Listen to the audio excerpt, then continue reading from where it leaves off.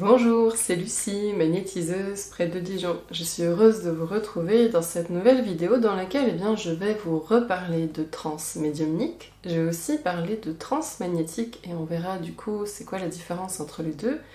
Et je vous parlerai un peu des pouvoirs de votre subconscient. C'est parti!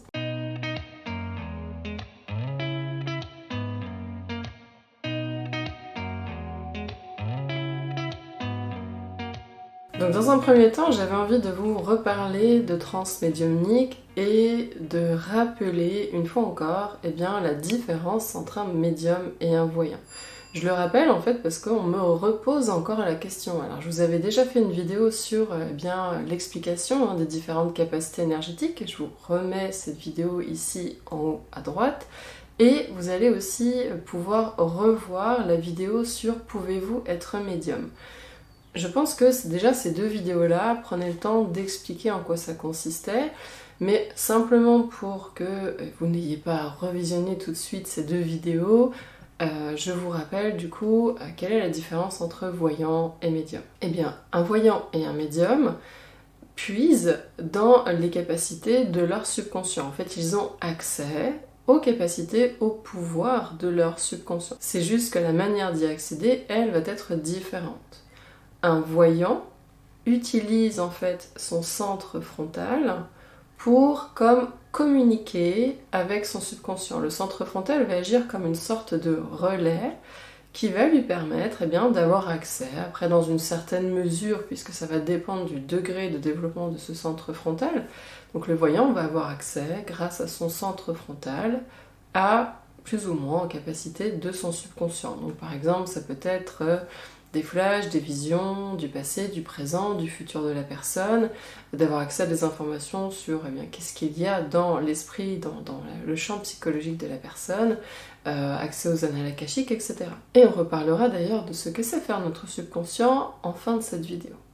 Donc le voyant, c'est via son centre frontal qu'il accède aux capacités du subconscient. Et le médium, lui, c'est différent, c'est parce qu'il peut condenser son champ magnétique cérébral, qu'il va rentrer dans un état de transe, que moi ici j'appelle transe médiumnique, parce que c'est important d'avoir des termes précis pour différencier les différents types de transe. La transe médiumnique, c'est quand on peut, par soi-même, en soi-même forcément, induire cet état de transe. Et cette transe, c'est en fait la condensation du champ magnétique cérébral de notre cerveau énergétique et donc aussi de notre cerveau physique. C'est cette capacité à pouvoir compacter, condenser le champ magnétique cérébral de notre cerveau, et ça fait que ça vient comme ouvrir l'accès entre le conscient et notre subconscient. Et dans cet état de transe médiumnique, notre état de veille, notre état de conscience est altéré, on perd en qualité de lucidité en fait. Et c'est parce qu'en fait notre subconscient vient prendre de plus en plus de place et on sent que ça vient justement appuyer, presser contre notre conscient, et c'est pour ça qu'on se retrouve dans cet état à la fois présent, absent, confus. On a l'impression que tout est ouvert à l'intérieur de nous, en même temps on a cette sensation d'être tout au fond de nous-mêmes et d'être totalement ouvert, diffus vers l'extérieur. Et on est médium quand on peut, par soi-même, rentrer dans cet état de transe médiumnique. Donc si vous vous êtes intéressé pour savoir si vous avez la prédisposition de médium, je vous remets sous cette vidéo en description le lien pour faire le mini-cours avec l'exercice qui va vous permettre de confirmer si oui ou non vous avez cette prédisposition médiumnique. Donc si vous avez des flashs et des visions, par exemple, mais que vous n'êtes pas du tout en transe, donc que vous êtes dans un état de lucidité, de conscience normale, c'est que vous avez une prédisposition de voyance et pas de médiumnité. Après, on est d'accord, que l'on soit voyant ou que l'on soit médium, on accède de toute façon aux capacités de notre subconscient. Mais un médium, par exemple, va aussi, et là on va parler par exemple de transe chamanique, le médium peut être incorporé par des créatures éthériques ou plus rarement par des êtres éthériques. Donc c'est ce qui va quand même différencier un voyant d'un médium. le médium, lui, va pouvoir, et donc vraiment va servir de médium, donc de canal, donc d'intermédiaire avec des individus extérieurs et donc des êtres éthériques. Donc là, je ne vais pas rentrer plus dans le sujet, puisque j'en ai déjà parlé dans mes précédentes vidéos, mais c'était pour refaire un bref résumé de ce qu'est la transe médiumnique et de cette différence entre voyant et entre médium. Et je vais introduire du coup une nouvelle notion, peut-être nouvelle en tout cas pour certains d'entre vous, c'est la transe magnétique. Alors la transe magnétique, c'est exactement la même chose que la transe médiumnique, sauf que, vous ne pouvez pas avoir cette transe magnétique par vous-même.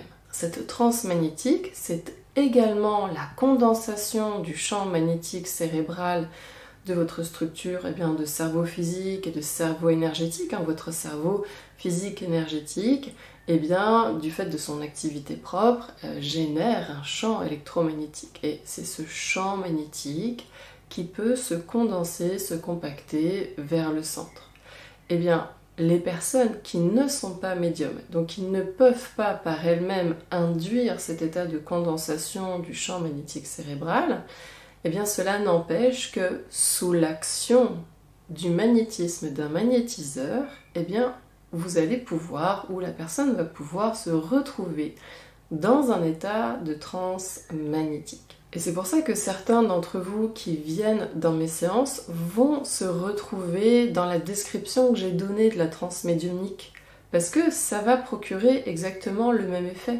Cette sensation d'être à la fois là, pas là, diffus, lourd, à côté de ses pompes, mais c'est parce qu'en fait, c'est votre subconscient qui a son activité qui s'augmente de plus en plus, et sous l'action du magnétisme, la personne rentre dans cet état de transe magnétique. Et c'est un état que nous, les magnétiseurs, nous devrions chercher systématiquement à générer au-dedans de la personne. Cet état de transe magnétique, il est généré par l'application directe du magnétisme. Lorsque l'on impose nos mains ou que l'on touche ou pas la tête de la personne, on a les mains donc proches ou posées sur la tête de la personne, selon après le niveau de souplesse neuromagnétique, cérébrale, énergétique de la personne, et selon son niveau de sensibilité à notre magnétisme, on va condenser plus ou moins fortement son champ magnétique cérébral.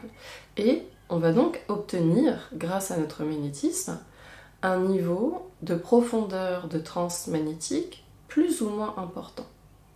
Et de la même manière que plus un médium va avoir un niveau de transe profonde et qu'il va accéder de mieux en mieux, de plus en plus à, on va dire presque l'intégralité des capacités de son subconscient, en tout cas l'intégralité si le médium est capable de rentrer dans une transe supra-profonde, si nous, magnétiseurs, on plonge une personne, on induit chez une personne un état de transe magnétique très très profond, imaginons le niveau ultime de transe supra-profonde, vous allez pouvoir activer le plein potentiel, la pleine capacité chez la personne d'auto-guérison. Parce que là, on va se placer dans le cadre de séances de magnétisme, dont le but en général est curatif, thérapeutique, de bien-être, etc. Donc, lorsque nous, les magnétiseurs, on génère chez la personne, rien que par le fait d'imprégner de magnétisme à la personne, que l'on génère cet état de transe magnétique, on va pouvoir accéder et activer à un degré donc plus ou moins important, qui est donc lié au niveau de profondeur de transe magnétique. On va pouvoir accéder à un niveau plus ou moins important, activer à un niveau plus ou moins important les capacités d'auto-guérison de la personne. Et là, on va vraiment faire une distinction entre les processus d'auto-guérison de la personne et le pouvoir d'auto-guérison.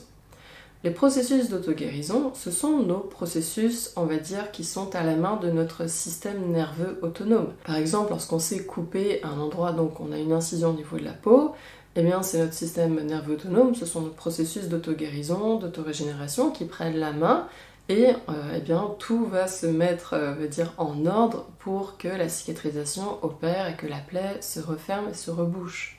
Ça, ce sont nos processus d'auto-guérison. Le pouvoir d'auto-guérison, c'est quelque chose de bien différent, c'est que lorsque l'on a activé suffisamment intensément le subconscient de la personne, et que ensuite on impulse par la parole, mais la personne reste aussi accessible, on peut lui parler. Si même la personne dans cet état dit elle-même « je veux guérir », eh bien là, à ce moment-là, le subconscient de la personne libère sa puissance et vient transformer son champ biologique, cellulaire, et ça va agir intensément, rapidement, au-dedans du corps de la personne. Et c'est là où on peut vraiment provoquer des guérisons.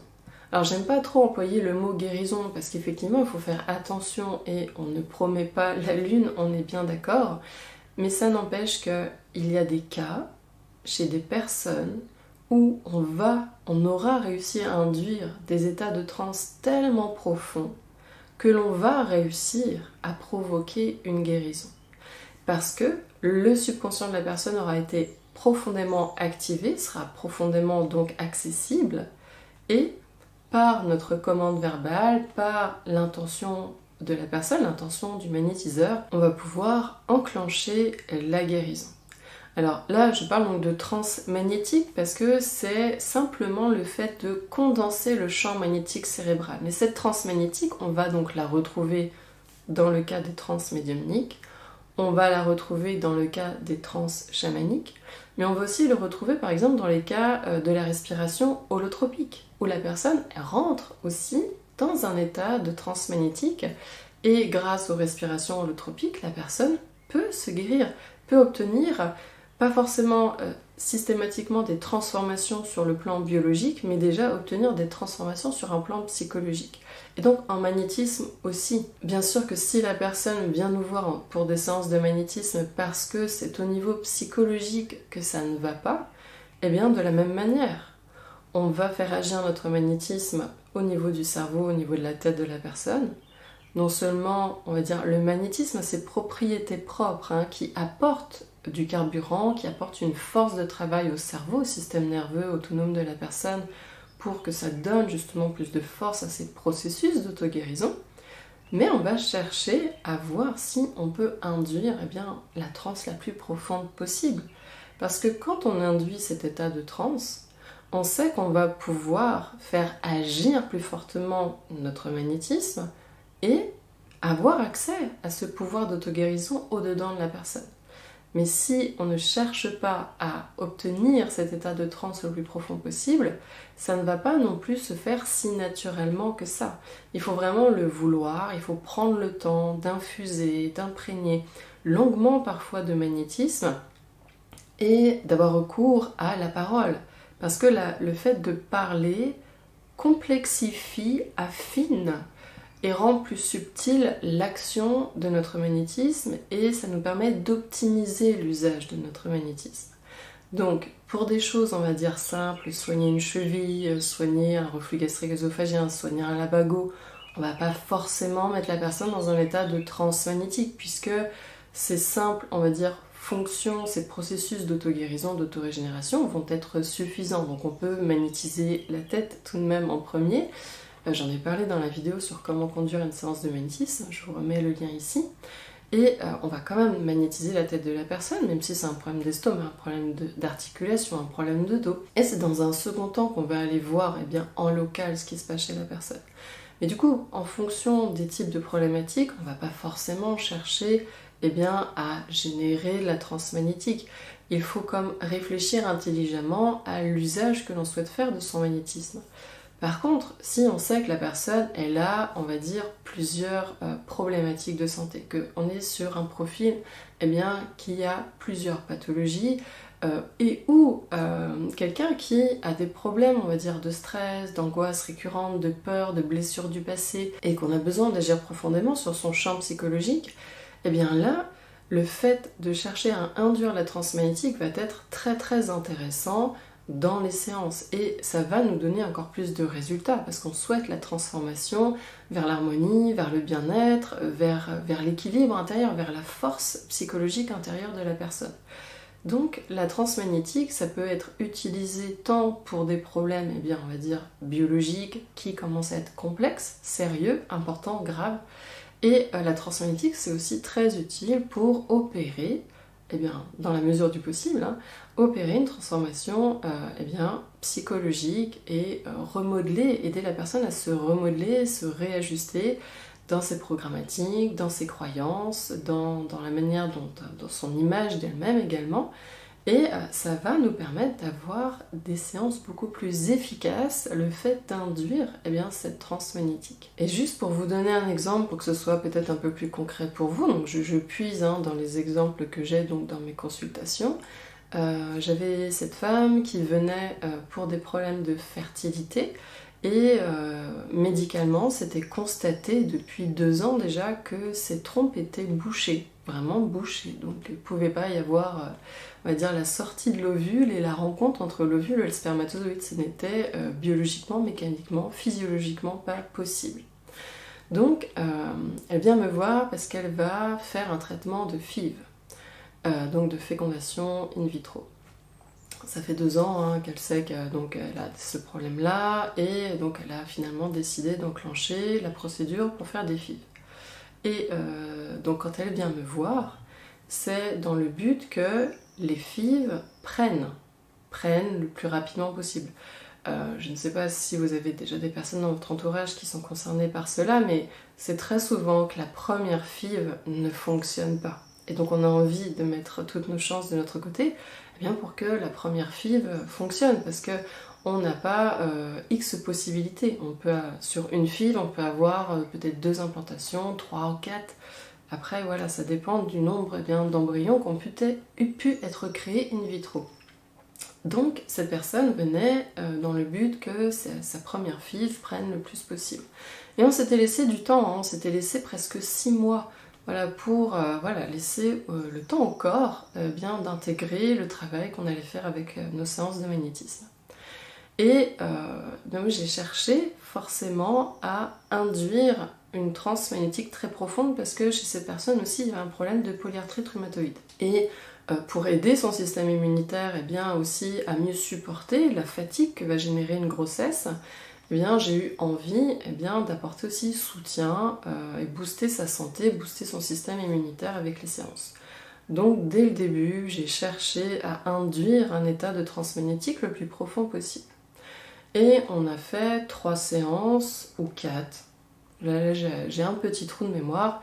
3 ou 4 séances, et ça a été assez disparate. D'habitude, je vois les personnes espacer de 15 jours sur les 3 premières séances, et après, en espace d'1 mois à peu près, les séances, s'il y en a d'autres. Et parce qu'un coup, elle a été malade, un coup, j'ai eu des empêchements, parce que mon fils était malade aussi, on s'est vraiment vu de manière épisodique tous les 1 mois et demi. Donc ça s'est vraiment étalé sur une longue période. Et le dernier soin, et je pense que c'était bien la 4e séance, sur le dernier soin, j'ai vraiment constaté, observé un état de transe magnétique extrêmement profond. Et j'ai souhaité en fait qu'elle puisse être enceinte, tout simplement. Mais je pensais à la FIV en fait, je pensais tout simplement à la FIV. Et la séance s'est très bien passée, et 1 mois plus tard, on n'avait pas prévu de se revoir tout de suite. 1 mois plus tard, en fait, elle m'annonce qu'en fait, 2 jours après la dernière séance, elle est tombée enceinte naturellement. Alors que ça faisait quand même 2 ans qu'avec ses échographies, ses examens, c'était médicalement constaté que ses trompes étaient bouchées, que c'était physiologiquement impossible d'être enceinte. Le fait d'avoir pu induire chez elle une transe extrêmement profonde a fait que son subconscient a pu agir sur le plan biologique et transformer dans son corps ce qui avait besoin d'être transformé pour que la grossesse puisse advenir. Donc j'espère qu'à travers cet exemple, ça vous permet d'entreapercevoir les possibilités, le potentiel de la transe magnétique. Imaginez que nous, parce que je vous inclus dans ce nous développions nos capacités de magnétisme encore et encore et encore. Et qu'à partir d'un certain degré de développement de notre magnétisme, on devient réellement capable de plonger dans un état de transe profonde, supra-profonde, quasiment l'intégralité des psychés, des cerveaux et donc des personnes. Mais pour ça, il faut atteindre le premier grand degré de développement de son magnétisme. Et eh bien, ça se fait par la pratique, ça se fait par voilà, la répétition régulière, l'entraînement régulier de nos pratiques énergétiques pour développer nos capacités de magnétisme. Ça ne peut pas venir du jour au lendemain. Mais quand on sait, quand on commence à toucher même du bout du doigt comme ça, à quelques séances, avec quelques personnes qui sont hautement sensibles au magnétisme, quand on voit, quand on entreaperçoit les possibilités de la transmagnétique, on se dit que c'est absolument fabuleux et qu'il faut absolument y aller. Ça doit nous motiver. Et bien sûr que quand on veut développer son magnétisme, on peut être motivé, on va dire, pour différentes raisons. Ne serait-ce que déjà se reconnecter à soi, à sa nature spirituelle, à ses capacités spirituelles. Donc c'est une reconnexion spirituelle à soi. Pour moi en tout cas, c'est comme ça que je vis mon travail et de développement énergétique. C'est aussi pour moi un travail de développement spirituel.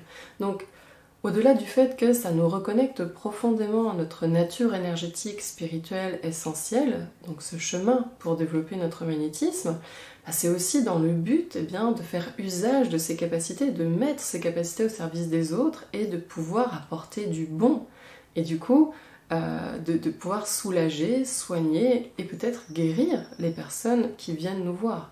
Donc quand on entreaperçoit comme ça, du bout du doigt, qu'on touche à ce genre d'état de transmétrique supraprofonde et qu'on parvient à provoquer des guérisons qui peuvent être spectaculaires, qui peuvent être prodigieuses, ça nous donne encore plus l'élan, ça donne du carburant à notre motivation à vouloir grandir dans ce magnétisme. Donc voilà ce que je souhaitais vous partager par rapport à la transmagnétique. Donc j'ai bien conscience que je ne vous ai pas dit comment faire concrètement avant déjà d'envisager d'induire les transmagnétiques. Il faut déjà prendre le temps de développer son magnétisme et d'apprivoiser la manière dont je vous enseigne d'appliquer le magnétisme et de comment conduire vos séances. Parce que la manière dont je construis le protocole est très spécifique et a pour but, in fine, de pouvoir induire la transmagnétique. Donc déjà, si même vous appliquez déjà ce que vous avez vu en stage avec moi, dans les formations en ligne ou au travers des vidéos, des contenus gratuits,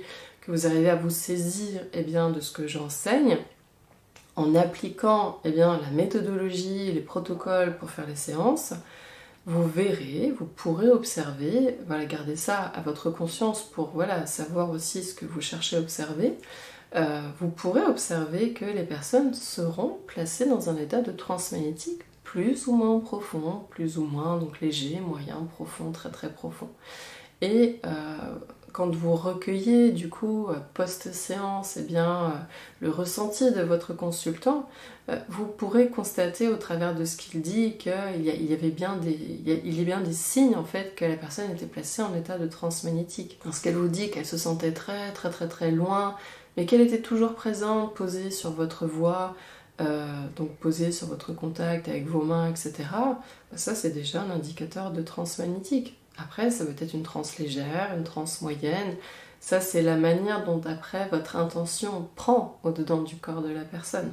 Et donc ça va dépendre aussi et du niveau de profondeur de transe et de la sensibilité de la personne à votre magnétisme.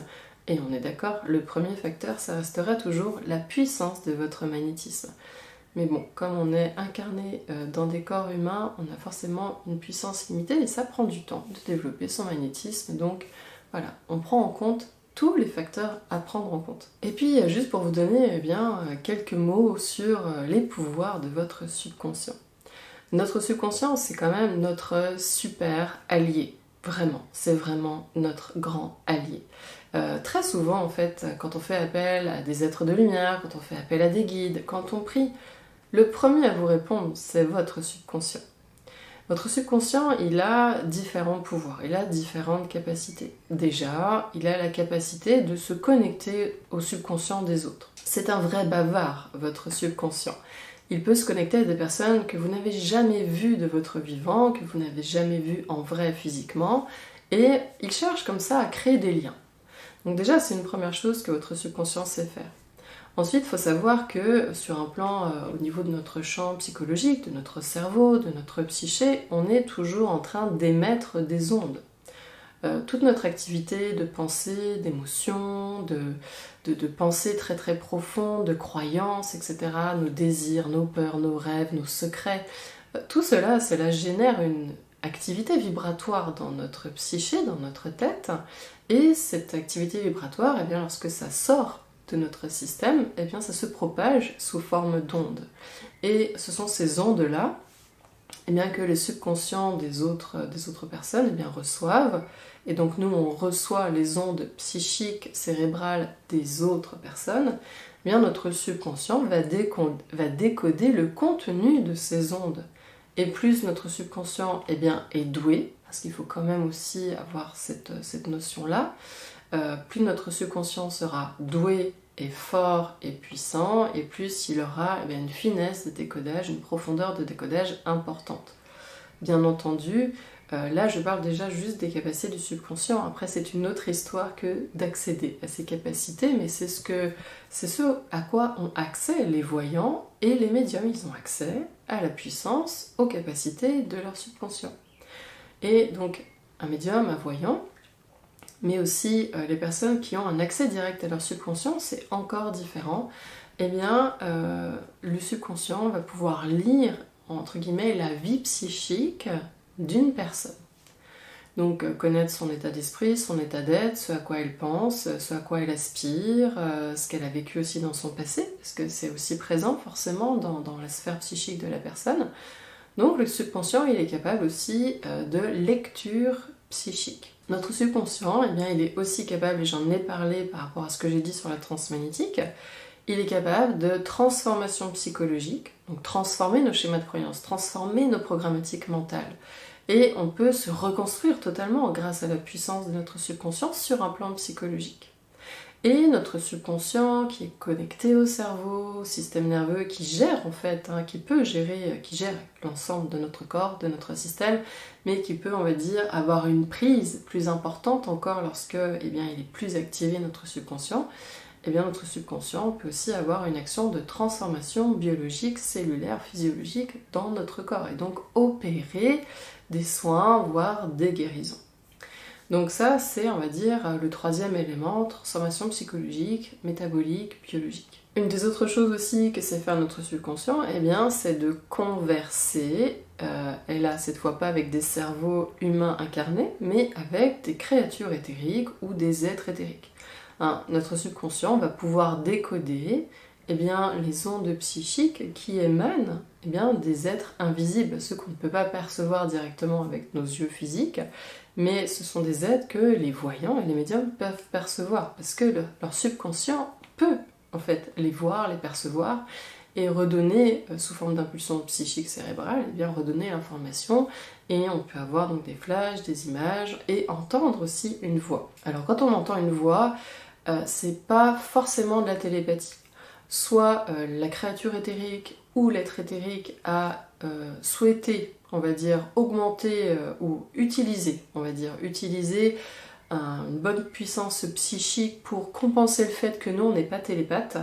Et donc, il va faire un effort supplémentaire pour qu'on réussisse à entendre eh bien, sa voix psychique. Mais si l'être ou la créature éthérique n'ont pas envie de dépenser autant d'énergie psychique, parce que ça leur coûte, faut pas croire que c'est comme ça en claquant des doigts et que ça leur demande aucun effort. Si ça leur demande des efforts, s'ils veulent converser télépathiquement avec nous, donc ce qu'ils peuvent faire aussi, c'est avoir la bonne dose d'efforts, on va dire, psychiques. Mais c'est notre subconscient, surtout si en fait la créature ou l'être éthérique, ils savent si on est médium ou si on est voyant, ils le savent.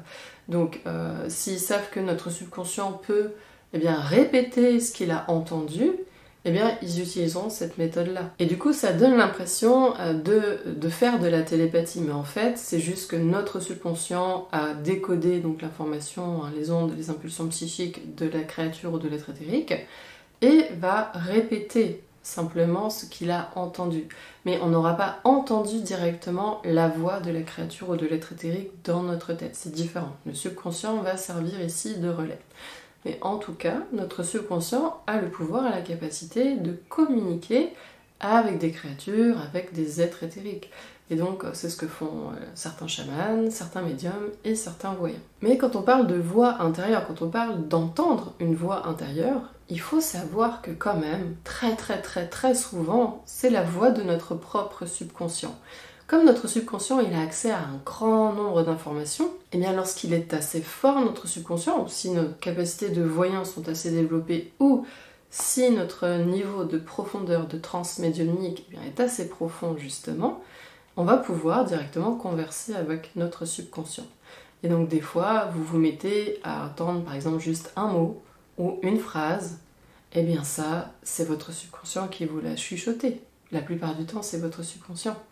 Il y a quelques rares cas où, si par exemple vous êtes sur le point de rencontrer un danger, vraiment qui met votre vie en danger, là si vous entendez vraiment une voix bien portante dans votre tête, là c'était pas votre subconscient, c'était vraiment un être éthérique ou une créature éthérique qui fait un effort accru pour vous prévenir et vous sauver en fait, tout simplement.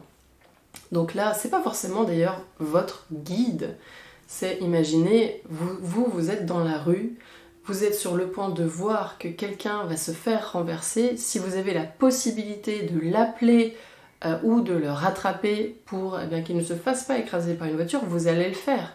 Mais vous n'êtes pas forcément l'ange gardien de la personne en question. C'est juste que vous étiez là au bon moment, au bon endroit. Et il faut savoir que quand même, parmi les créatures éthériques, c'est un peu aussi le cas. Il y en a qui nous prennent en affection, il y en a qui aiment bien, on va dire, graviter autour de nous parce que on a une personnalité qui leur plaît, voilà, ils vont être dans notre proximité, mais c'est pas notre guide, c'est pas notre ange gardien, c'est une créature qui peut vaquer à ses occupations, revenir nous voir quand ça la chante, et puis repartir quand ça la chante. Et des fois, elle sera là au bon moment, au bon endroit, et elle va nous permettre de nous extraire de certaines situations très compliquées, voire dangereuses. Donc je disais que des fois on entend une voix parler dans notre tête, on n'est pas schizophrène, c'est notre subconscient qui nous transmet des informations. Parce que comme je disais, notre subconscient, il a accès à ce qui se passe dans la tête des autres personnes, il peut aussi, il voit, il sent, il sait, votre subconscient, ce qui se passe dans votre corps. Et une autre chose que sait faire votre subconscient, c'est la lecture des annales akashiques. Donc les annales akashiques, c'est quoi ? C'est l'akasha. L'akasha, c'est une substance qui enrobe tout ce qui existe au sein du cosmos. Tout ce qui existe, le moindre petit objet, la moindre molécule, est enrobée d'akasha, est porteuse d'akasha. Et cet akasha va contenir et tenir toute la ligne événementielle qu'aura connue l'objet, la matière ou la personne en question. Il faut imaginer que déjà notre corps physique est porteur de certaines informations, des événements que ce corps il a vécu, et notre âme va aussi contenir de l'akasha. Donc tout ce que notre âme, au cours de ces moultes incarnations, aura vécu, ça reste également contenu dans l'akasha qui enrobe, qui imprègne notre âme. Et lorsque on a de bons voyants, et là j'insiste parce que des fois c'est un peu romancé les discours qu'ils vont nous faire, des fois c'est un peu du subconscient qui transmet des infos, et puis un peu du mental du voyant, du médium qui va broder. Donc ça, c'est vrai que c'est pas toujours facile de distinguer tout ça. Mais voilà, quand on a des personnes qui sont réellement des bons lecteurs d'annales akashiques, c'est toujours grâce à leur subconscient, et donc leur subconscient peut lire la matière de l'akasha et lire, on va dire, certains événements en remontant jusqu'à un certain point en arrière. Mais faut pas croire qu'on remonte à des milliers d'années en arrière et que si on commence à vous parler de votre vie quand vous étiez Atlante, franchement, là, faut quand même tiquer un petit peu. C'est pas normal. Là, la personne, elle fabule et c'est un mélange entre fantaisie, imaginaire. Enfin, voilà, on a des romanciers, on a des écrivains qui nous inventent des histoires absolument incroyables et fabuleuses. Ah, c'est la capacité du mental à créer comme ça, justement, être hyper élastique et inventer des histoires incroyables. Donc, c'est pas toujours facile forcément, parce qu'on ne peut pas vérifier nous-mêmes. Si on ne sait pas lire les annales akashiques, on ne pourra pas vérifier les dires de la personne. Mais Tout ça pour vous éclairer un peu sur le fait que, voilà, au-delà de 500 ans en arrière, ça devient très compliqué d'avoir des informations fiables au niveau des annales akashiques. Donc voilà, soyez vigilants si on vous parle de vie antérieure qui remonte à 1000 ans en arrière, 2000 ans en arrière. Après voilà, je dis pas, il y a des personnes qui sont extrêmement puissantes et douées pour les annales akashiques, mais c'est pas une généralité. Donc voilà, soyez vigilants quant aux lectures que vous pouvez recevoir, et ça je vous le dis parce que c'est important, je trouve que c'est très très très important. Quand on est dans cette recherche et qu'on reçoit des consultations médiumniques, des tirages de cartes, des annales akashiques, etc., il faut que cela puisse vous être vraiment utile et vous servir. Mais ces informations-là, qui proviennent de l'extérieur, vous avez le droit de les rejeter si par exemple ça vous brouille plus qu'autre chose. Si ça vous empêche de prendre des décisions plus clairement dans votre vie. Parce qu'en fait, quelque part, le but de recevoir une consultation médiumnique, de voyance, annales akashique, etc., c'est d'y voir plus clair dans sa vie, c'est d'avancer dans notre vie. Donc le but, c'est pas de rester coincé à regarder vers le passé, que ce soit votre passé d'enfant, d'être incarné ici sur Terre, ou que ce soit votre passé, on va dire, d'âme, avec vos moult vies, vos moult vies antérieures. Le but est de ne pas rester coincé à regarder le passé. Le but c'est d'être capable d'avancer dans notre vie. Et donc les décisions que l'on va prendre, il faut être bien connecté à ce que l'on ressent, à ce qui fonctionne pour nous, à ce qui correspond à notre personnalité, à notre vision, à nos valeurs, à qui on est en fait, tout simplement. Et des fois, ce que va nous dire un médium, ce que va nous dire un voyant, vous pouvez faire ceci, vous devriez faire cela, vous avez telle prédisposition, mais qu'est-ce que vous attendez, etc. Mais en fait, le choix final vous revient à vous. Et il faut que, on va dire, ces consultations-là vous élèvent, vous soutiennent et vous éclairent. Mais si c'est pas le cas, temporisez ce que la personne vous a dit et revenez en vous-même, clarifiez les choses avec vous-même, refaites le point, prenez du recul, réfléchissez, faites une liste de pour, de contre, etc. Soyez rationnel en fait. Soyez rationnel. Quand on se fie trop à ce que va nous dire un voyant, un médium, c'est qu'en fait on n'est plus en train de s'appuyer en nous-mêmes, on n'est plus en train de compter sur nous-mêmes et donc de nous prendre en charge et d'être responsable de nous-mêmes et de nos décisions. Et ça, c'est très important. Vous pouvez recevoir des informations supplémentaires grâce à la médiumnité, grâce à la voyance, mais la responsabilité du choix, de la réflexion, de l'analyse vous revient, vous appartient. Et donc c'est pas de dire oui, mais le voyant m'a dit que.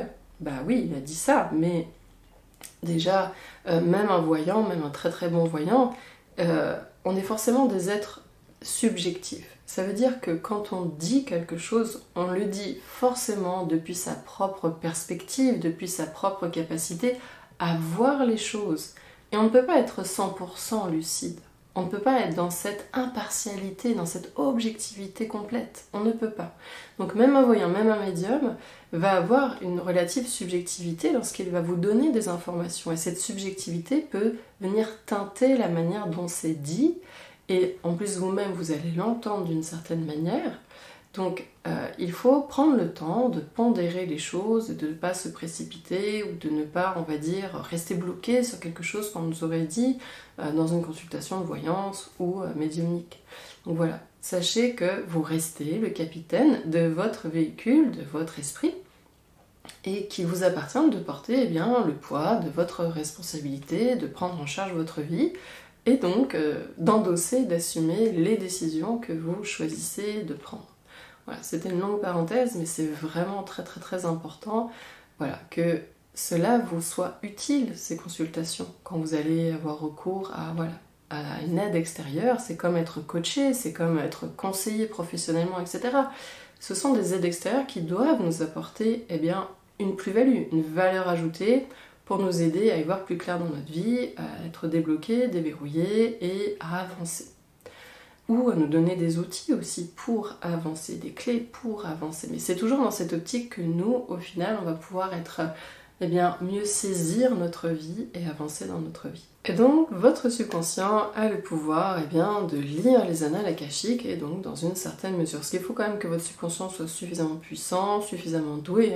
Plus votre subconscient sera puissant et doué, et plus il aura des informations précises, très précises, vraiment, et pourra donc remonter jusqu'à une certaine ligne temporelle en arrière. Donc voilà ce que j'avais envie de partager avec vous aujourd'hui dans cette vidéo. Donc c'était, on va dire, plusieurs thématiques qui restent bien sûr connectées les unes avec les autres, mais c'est pour vous donner toujours plus une vision d'ensemble et bien sûr comment ça fonctionne aussi vos capacités énergétiques, comment c'est fait à l'intérieur de vous, et je trouve ça vraiment intéressant de vous parler de la transmagnétique et de voir le véritable potentiel aussi de votre capacité de magnétisme.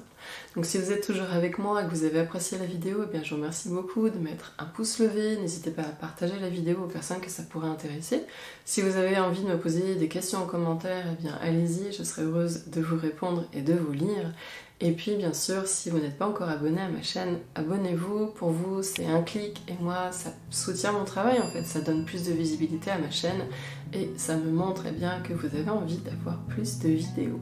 Donc je vous dis à très bientôt. Je vous souhaite une bonne continuation, une bonne pratique, un bon développement de votre magnétisme. À très bientôt.